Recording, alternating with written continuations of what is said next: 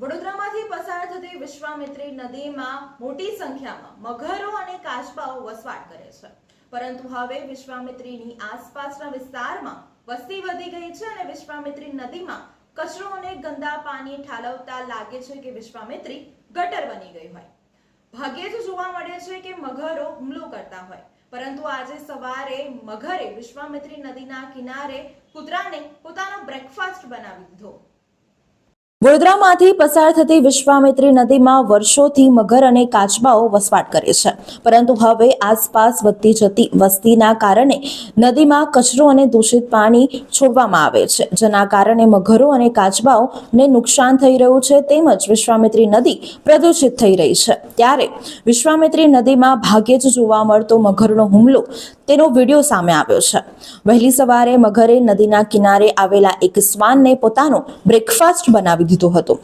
વડોદરામાંથી પસાર થતી વિશ્વામિત્રી નદી અને તેમાં વર્ષોથી વસવાટ કરતા મગરો વડોદરા વાસીઓને ભેટમાં મળેલો વારસો છે, પરંતુ માણસોની દખલગીરીને કારણે આજે બંને વિકટ પરિસ્થિતિમાં મુકાઈ ગયા છે.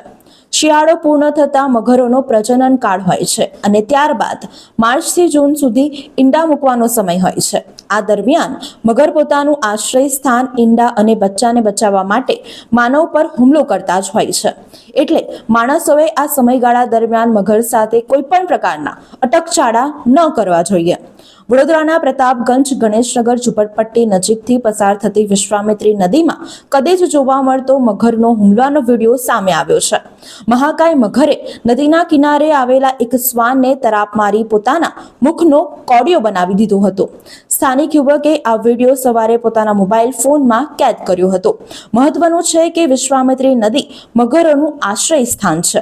હાલમાં વડોદરા સ્માર્ટ સિટીની આડમાં વિશ્વામિત્રીને ગટર બનાવી દીધી છે. નદીમાં આપણે બેફામ કચરો નાખી રહ્યા છે, જેના કારણે નદીમાં વસવાટ કરતા 300થી વધારે મગર, 3 પ્રજાતિના વસવાટ કરતા કાચબાઓ તેમજ પક્ષીઓને મોટા પ્રમાણમાં નુકસાન થઈ રહ્યું છે.